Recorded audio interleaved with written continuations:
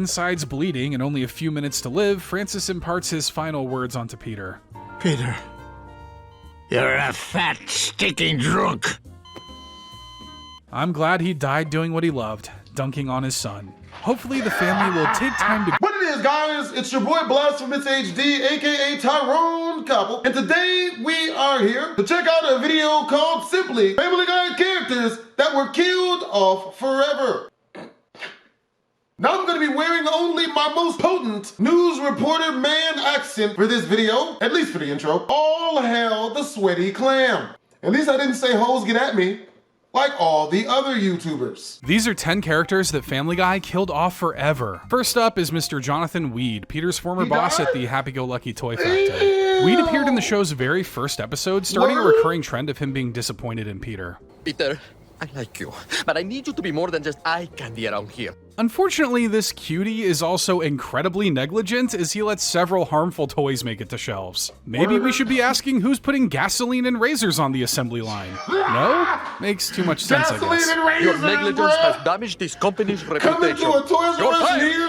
Jeez, for how long? Given this is a cartoon, I'd say until the end of the episode. Gotta keep that status quo. Mr. Weed never really had a ton of big moments, with his sexuality being his main joke throughout the series. Peter, our new secret weapon is this very attractive paraplegic. Sometimes it's subtle, other times it's a bit more direct. I'll take this. No calls. Maybe he's just gonna use it as a back massager. Mr. Weed would make it all the way to the 3rd season, with his final appearance being in the 9th episode, Mr. Saturday Night, where Peter tried to earn a promotion. Invite Mr. Weed over for dinner and show him what you have to offer the company. I think just one dinner at this house will give him enough grounds to fire Peter on the spot, but sure, let's give it a try. Just don't be nervous. Hello, Peter. How are you? Fine!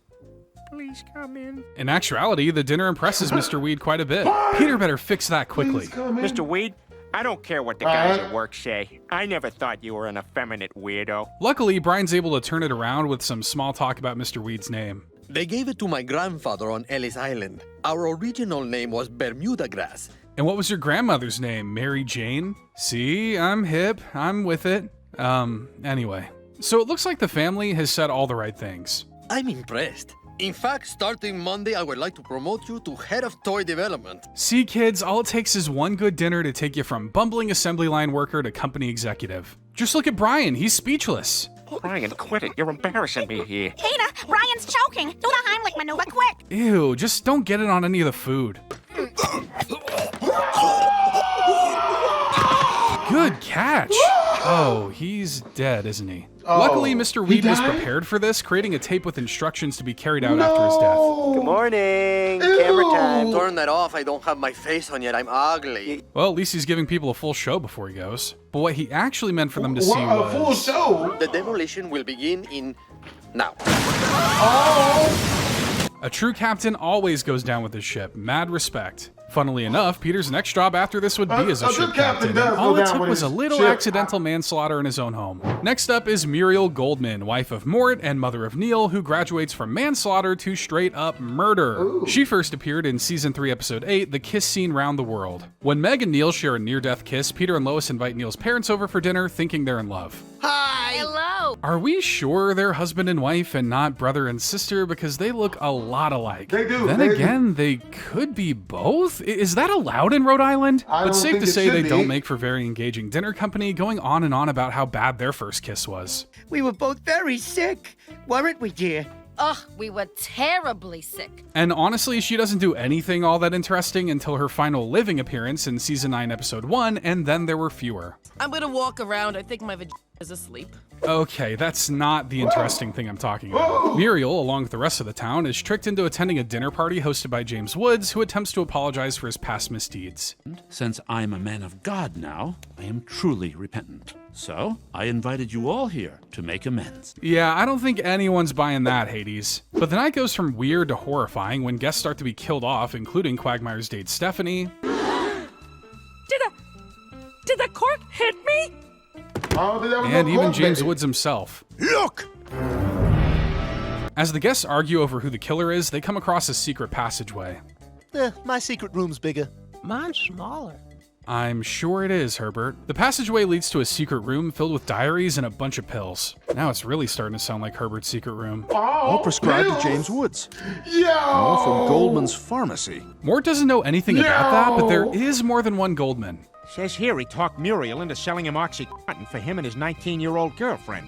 That's so unlike her. Or is it?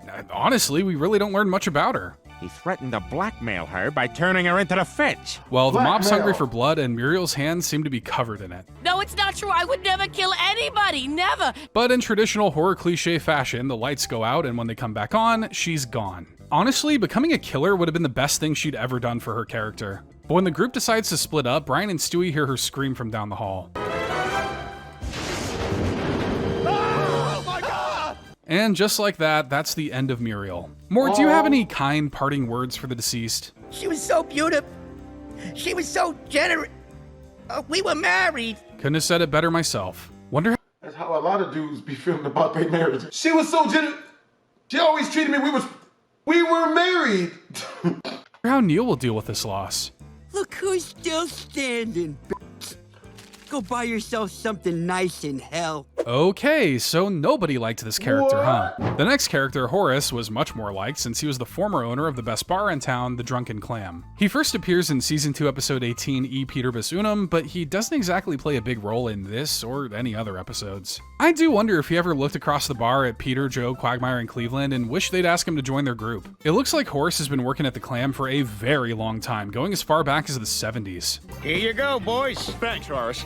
While the gang's horrible taste in clothing has changed, their love of the Clam has certainly not. Here's to the Drunken Clam, boys, where they don't ask for proof of age, and neither do I. No. Not sure that's something you want to just be saying out in the open. You don't Quagmire. never always who ask for cares? proof Everyone of probably age. loves the Clam too much to shut it down. But one day a crazy hurricane rolls. Y'all better stop with that crap. This dude I knew lost everything doing that crap. I'll tell y'all on stream. And completely destroys it. It's not my bar anymore. I sold the place. Let someone else worry about hurricanes. The boys are ecstatic until they find the Clam's been turned into a hoity-toity British pub. Holy crap!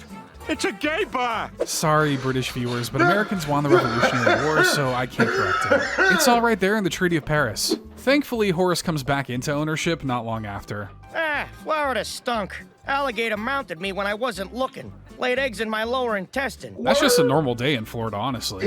It's not for everyone. You gotta be ready to turn into a Florida man at a moment's notice. But before he did kick the bucket, he had a few brushes with death, like when New Yorkers rolled into town. And I'm not sure, but I think I've been shot. Yep.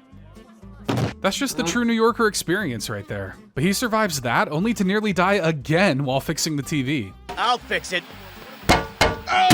Oh my God, is he dead? Well, I'll leave it up to the expert on the subject.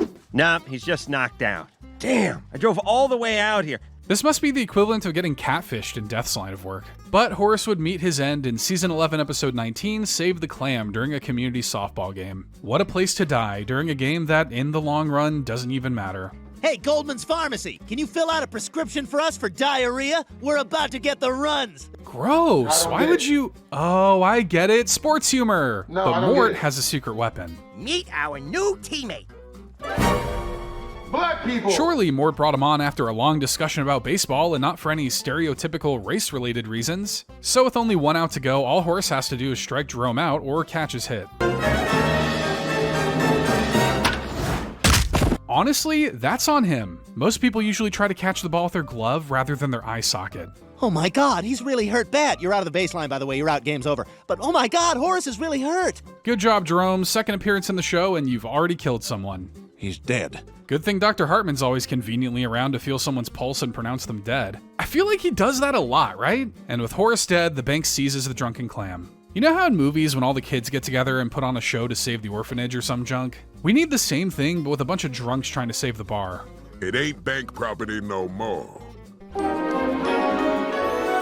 And so Jerome becomes the new owner of the Drunken Clam. Isn't it kind of weird to own the business of the guy you killed? Maybe it's what Horace would have wanted, just possibly without a baseball to the head. Those are quite bad for your health. Almost as bad for your health as cigarettes are, which is what Thelma Griffin, Peter's chain-smoking mother, is hardly ever seen without. Her first appearance is very quick in Season 2, Episode 2, Holy Crap, showing her on a bender in Vegas.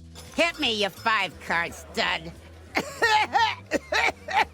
God damn! But her first real prominent appearance was in season 5, episode 2, Mother Tucker, where she starts dating Tom Tucker. What a random combination of characters. So Thelma drops by with some exciting news. Peter, I left your father. Actually, the line is, Luke, I am your father. I tell you, I can't stand these fake Star Wars fans. 82 is the new 74. I'm putting my fine ass back on the market. Oh, I still have that same self-esteem at 82. I don't even have it now. And yeah, I know the Star Wars line I just said isn't an actual quote from the movie. I was just trying to rage bait all you nerds in the comments. Did I get ya? Peter wants her to try to get back with Francis, but she's definitely moved on quickly. Ah!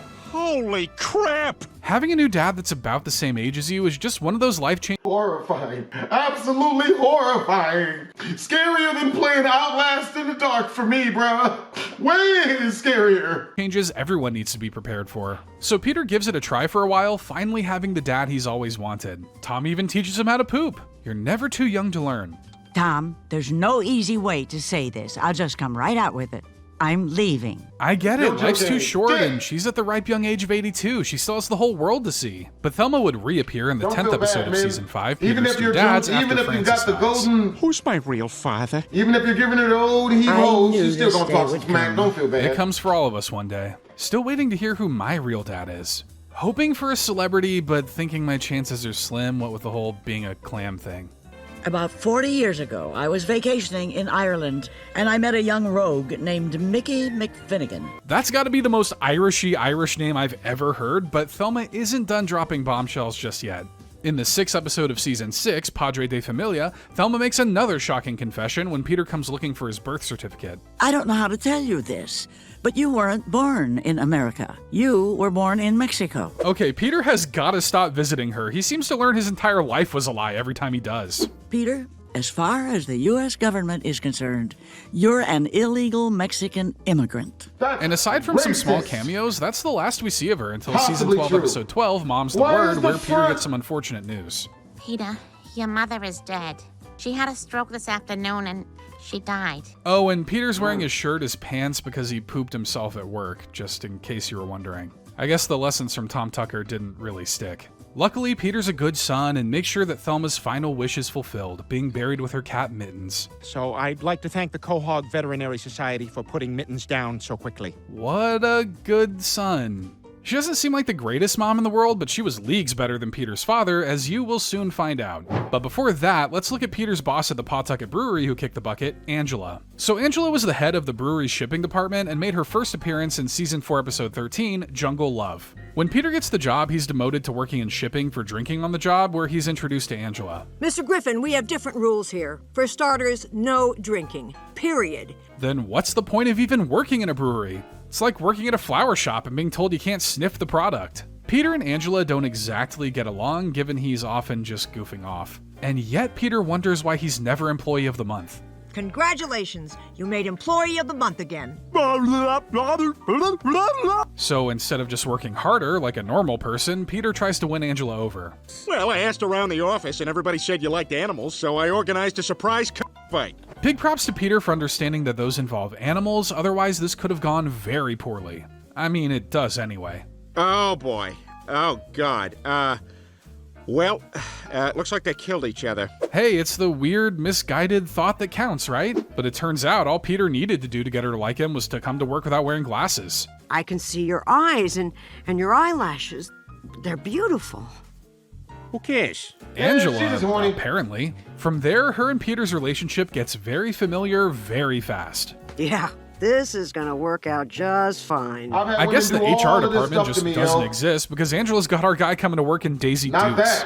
Damn, Griffin, you fill those out nicely. If that wasn't bad enough, there's also a suspicious-looking hole in his office. I don't care what the sign says, you don't put anything in a mysterious hole. A lesson I learned in high school health class. When she demands Peter come over to work on a special project, Peter employs Quagmire to help him do the dirty work. Let me get lined up right so she'll think it's you she's having with. Wow, that's really clever. Yeah, if the woman is blind. Even then, I still think she could figure it out. But Angela has 2 working eyes, so the plan is quickly foiled. I would have had with you, but Peter neglected to tell me that you are a complete dumpster fire. So Peter shuts down her advances and storms out, but returns later to give her a piece of his mind. Angela, open up in there.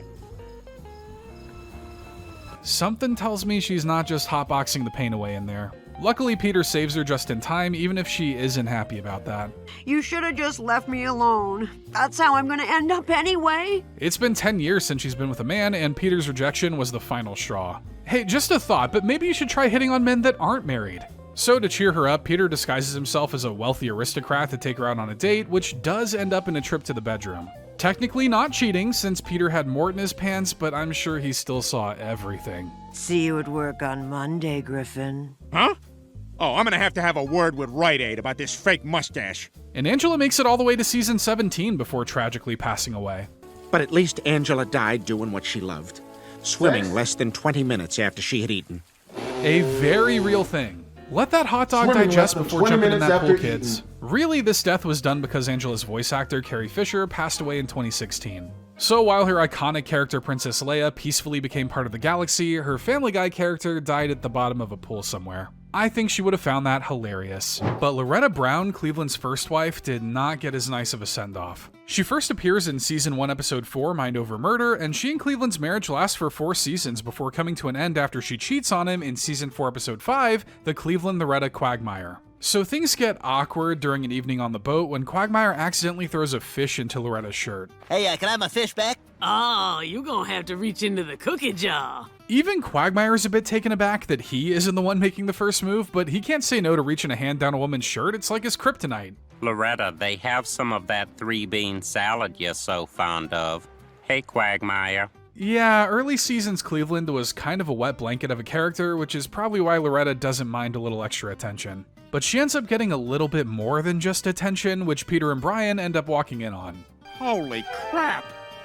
We should go. Oh, but they don't know who was with Loretta. I guess it could be any skinny white guy with a Hawaiian shirt. So Peter breaks the news to her husband in the most delicate way possible. Brian and I walked into your house, and she was with some guy going bam, bam, bam, bam, bam! Thank you for the recreation, Peter. I think he gets the gist of it. And when Cleveland confronts her about this, her response is pretty blunt. I'm a woman, Cleveland. I need some passion in my life. I need a real man. Are you telling me this slow-talking, passive, no-backbone-having guy isn't the passionate lover I took him for? Cleveland Brown, you are pathetic. I disagree, but I respect your candor. But here's an idea. Nothing brings back that spark like trying to kill your former friend. You violated the sanctity of my marriage. I totally get why he's mad at Quagmire about this, but let's not forget Loretta was the one who initiated it. Know your worth, Cleveland, and kick that 2-timer to the curb. That's how they got trouble. Oh boy. Loretta, what you did was unforgivable. This marriage is over. Sounds good to Loretta, who then disappears until Season 7, Episode 1, Love Blackchally. In the episode, Cleveland manages to get himself back out there, but it just so happens to be with a girl Brian's seeing. Oh, hey, Brian. Close that window. You're letting all the stank out.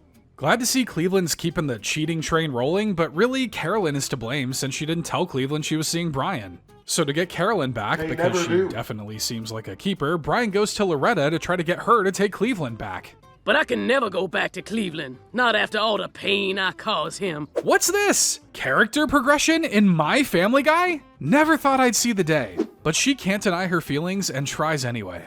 I want us to be together again as a family, and I promise I'll never betray you again. Dang, Cleveland must have really picked up some mojo in between seasons. I'm no meteorologist, but I'm pretty sure it's raining bitches. But to try to protect Cleveland from being hurt again, Peter sics Quagmire on her to try to prove she's still unfaithful. You're the devil! You ruined my marriage! Technically, you ruined it too. You don't just accidentally cheat on someone. Then again, Quagmire and Cleveland do have very similar body types and complexions. You go on and beat it, little neck. I'm a changed woman. Cleveland realizes this too, but he's also changed. And as much as I still have a great deal of love for you, our time is over. The two end up separating on amicable terms. That is, until she takes the house in the divorce. My divorce was finalized and I lost the house to Loretta. Oof, she just couldn't pass up the house that gets destroyed by Peter every month. And that'd be the last we hear of Loretta until Cleveland left Quahog for his own show. She's dead. Oh. My thoughts exactly, Cleveland. So, how'd she die? No, no, no, no, no, no! Ah, so that house really wasn't worth it in the end. And so that was the definitive end of Loretta Brown, who was already kind of phased out of the show because Alex Borstein got tired of doing her gravelly voice. But don't worry, she still has decades of nasally line reads left for Lois in the future. And I know a lot of people were happy to hear of the demise of Doug, a fairly recent rival of Stewie's that first appeared in Season 17, Episode 17, Island Adventure. So Stewie and Doug first seemed to be pretty amicable. Where are you headed? Oh, I was just gonna drive through some puddles and see how long my tracks stay wet. That's the kind of simple life I want to live. You think they make big wheels for adults? But we get to see their relationship develop further, as well as get a glimpse of Doug's home life in Season 20, Episode 1, LASIK Instinct, which kicks off with Doug accidentally getting run over by Lois. Oh my God, please be a dog. Please be a dog. Oof, you were just one letter off, Lois. Oh, and Elsa underwear. This day just keeps getting better. So to avoid a lawsuit, Doug's parents have the Griffins build him a treehouse. Honestly, they should make that a punishment for all minor crimes. Shoplifted? Build me a treehouse. Tax fraud? Build me a treehouse. I'll take a treehouse. Nearly kill my son in an auto accident? Why would I want money when I could have a treehouse? Build this treehouse for my son. He will love it for a year until my housekeeper moves into it. To say Doug's parents are absent would be an understatement. They pretty much make the Griffin guys spend time with him so they don't have to, like attending his t-ball games. Look, hold the bat like this and then step into it as you swing forward. Wow, that's more fatherly advice than I've ever seen him give his own kids. As more and more tasks start to get added, the guys are ready to call it quits. I'll call your dad myself. No, don't! What the? So Doug was the one making up all this stuff. Well, time to beat up a child. Get him! But when questioned about his actions, he says he just wanted a family and friends. I'm sorry, but I didn't know any other way to get you to spend time with me. He's a smug little guy, but you can't help but feel a little bad for his circumstances. Let's just hate each other in public, and maybe not hate each other as much in private. And so they do just that, as the two fight over becoming snack captain at school for Doug's last appearance in Season 21, Episode 10, The Candidate. I'm running for preschool snack captain, throwing my diaper into the ring. Today it's snack captain, tomorrow it's president of the United States. But the last thing Stewie wants is a Doug presidency. Stewie Griffin is now running for snack captain, and I will defeat that jerk, Doug. So Stewie starts the campaign, and Doug hopes they can have a nice, clean race. He nailed you. Right after he slanders his opposition. Even preschool politics are cutthroat. This election is no holds barred, so Doug continues to attack Stewie's credibility and character. And may I call your attention to my opponent's actions during the attack on the Capitol? Well, if you wanted to know where Stewie was on January 6th, there you go, I guess. But Stewie sees his chance when Doug figuratively craps the bed and literally craps his pants. We'll call him Poopy Doopy Doug. He'll never shake it. He surged in the polls? The people love an honest man who wears a diaper. It shows he has no time for bathrooms and all the time in the world for you. So Stewie does a little investigative journalism to try and dig up some dirt on Doug. Doug still uses a pacifier? Wait till the papers hear about this. Yeah, what is he, a baby? But Doug has something a bit heavier to throw at him. Stewie Griffin was a whoops baby. I guess that would explain the pretty big age difference between him, Meg, and Chris. Aw, he's a happy little accident. And yet, Stewie eventually comes home with the snack captain hat. It turns out 70% of the kids' parents aren't married and 30% are mistakes. Dang, so Stewie really is a baby of the people. Hopefully Doug isn't too mad. Oh, and Doug died in a commuter plane crash this morning. Oh, how anticlimactic. But hey, at least Reddit's happy. And many of the Griffins were actually happy when Francis Griffin died. He was Peter's father, or at least who Peter first thinks is his father. Francis was a staunchly Catholic man who never really made time for Peter when he was younger, but has a lot of opinions to give him now. It's a pity you couldn't find yourself a nice Irish Catholic girl, Peter. Don't worry, Lois, you can always become a Catholic. They're still working out the surgery that turns you Irish, though. But Peter still loves his dad and wishes he would love him back. He even goes so far as to have him meet the Pope. Holy Mother! It's the Holy Father! The Pope tries to convince Francis that Peter's a good son. Imagine how much you have to dislike your son to question the Pope. You've got soft on me, Holy Father. Even a tambourine-shaking Baptist could tell this boy's no good. I guess the word of God only matters when it pertains to something he agrees with. Sounds familiar, doesn't it? I just want him to love me. Peter, how could you say such a thing? I love you with all me heart. How sweet. I love it when a father and son come together. I just don't like you. I don't like anything about you. This is as good as it's gonna get, huh? Well, the feeling's mutual, and that's okay. The good Lord said to honor thy father. He never said anything about liking it.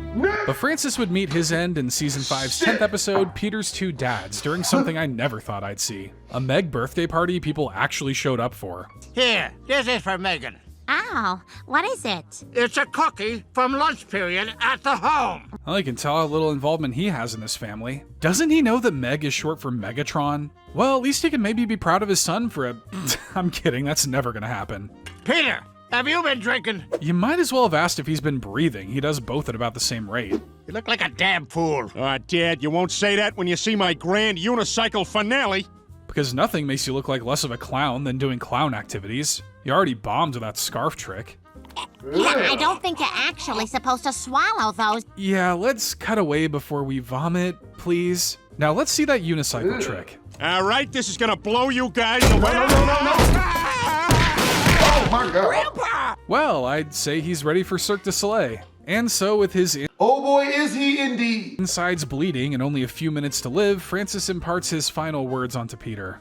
Peter, you're a fat, stinking drunk. I'm glad he died doing what he loved, dunking on his son. Hopefully the family will take time to grieve accordingly.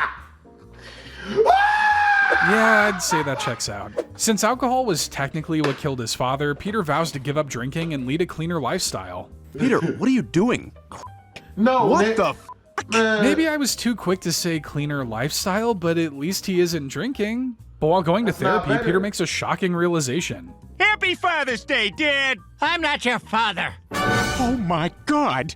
Francis Griffin wasn't my real father! You sure? I kind of feel like he probably told you that a lot to keep you from bothering him. But as it turns out, Peter does have a real father, an Irish drunk named Mickey McFinnigan. You're the broth of me own stubby shillelagh, all right? Welcome to me family, Peter. Yep, I'd say they share a bit more of a resemblance than Francis and Peter. So even though Peter found his true father, he still has a love for Francis for somewhat filling that role all his life. And a fear, considering his ghost came to haunt Peter after he briefly became Jewish. If you forsake your religion, you'll spend eternity in hell. Now that's a true dad, coming back from the dead to tell you you're still a disappointment. Safe to say he did more harm than good while alive. And before she died, Diane Simmons, co-anchor of Quahog 5 News alongside Tom Tucker, made sure she did a ton of bad to destroy her character. Diane was a long-running recurring character for much of Family Guy's early seasons, first appearing all the way back in the show's pilot episode, Death Has a Shadow. While she would mostly play background roles, she would occasionally be given more prominent appearances, like in Season 2, Episode 7, The King is Dead. So Lois is directing a showing of The King and I at the Quahog Theater. But what's tougher than producing a play? Keeping Peter from ruining it. Well, what am I supposed to do with all my great ideas? Put them in a tub and clean myself with them? If you can figure out how to do that, sure. Seems kind of counterproductive considering most of his ideas stink. It's your job to make sure we sell every seat in this house. So Peter tries to go to the news station to drum up some press, but Tom Tucker's too busy. He's in the middle of a very important meeting. Hey, I recognize you from the television. You're Tom Tucker. I bet you can do this.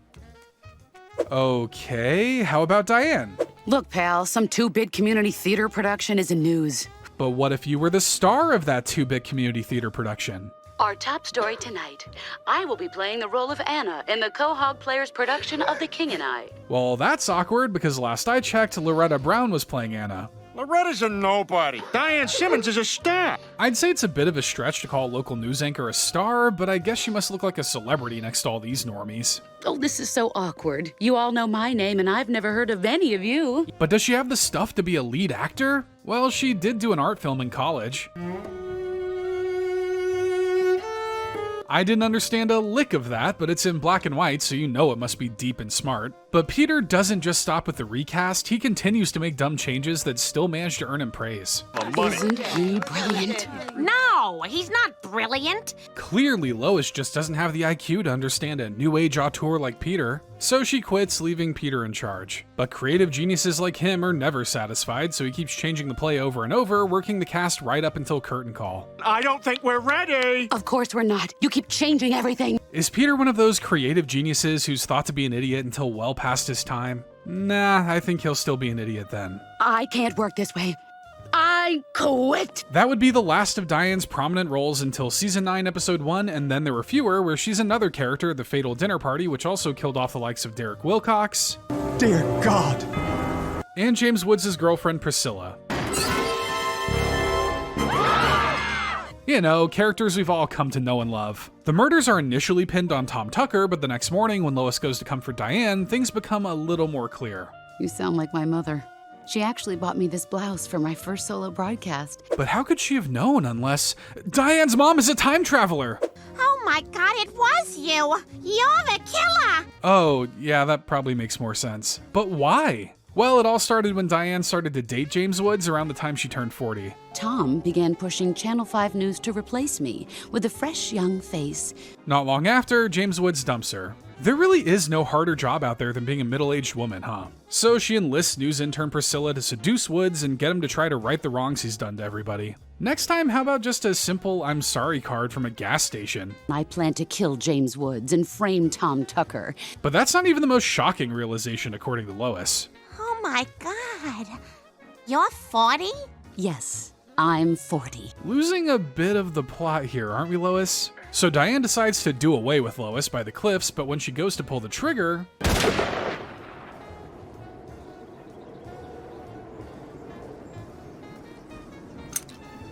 And that ends the terror of Diane Simmons, shot down by a baby with a sniper rifle. If anybody's gonna take that down, it's gonna be me. With Diane dead, she would later go on to be replaced by Joyce Kinney, which is kind of ironic because we learn in And I'm Joyce Kinney, the 9th episode of the same season, that Joyce and Lois went to school together, meaning she'd be at least in her early 40s. So I guess she never really got replaced by someone younger after all. Also, I know she was shot, but we never see her dead body. Could she come back seeking revenge in a future episode? And another character who would definitely want revenge if they could return is Bertram, Stewie's equally genius and equally dangerous half-brother. Stewie first encounters Bertram in Season 3, Episode 11 in Mission Impossible, while the latter is still inside Peter's, coin purse. So after Peter and Lois witness the miracle of birth through Lois' sister Carol, they both decide to have another baby. Sure, what's one more? You're already doing so well with those other three. You're gonna have a baby brother, buddy. Or sister. Oh, a new baby. That's wonderful. I don't think it's registered in his brain yet. What? Oh, there it is.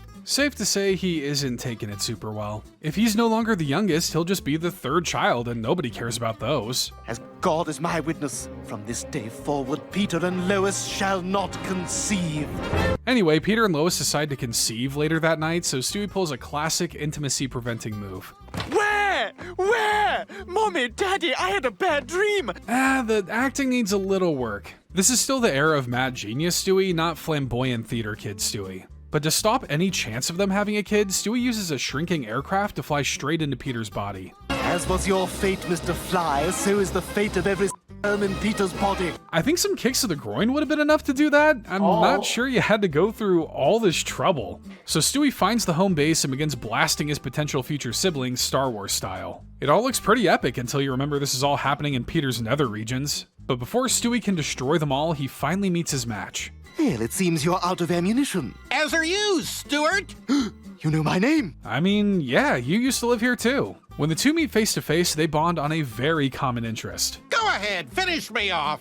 My one regret is that I won't be able to do away with that red-headed woman. Finally, Stewie's found someone to gush about matricide with. I dare say I should embrace the idea of having a little brother. But unfortunately, another baby is seemingly taken off the table, as Peter and Lois would rather have more time to spend with each other. But Bertram would find a way to be born regardless in the Season 4 episode Sibling Rivalry after Peter visits a cryo lab and has a bit of an accident in the storage freezer. There was absolutely zero chance that I spilled all the jars and had to refill them with my own Something tells me the chances are a bit higher than 0. Maybe at least 5% because Bertram finally makes it out.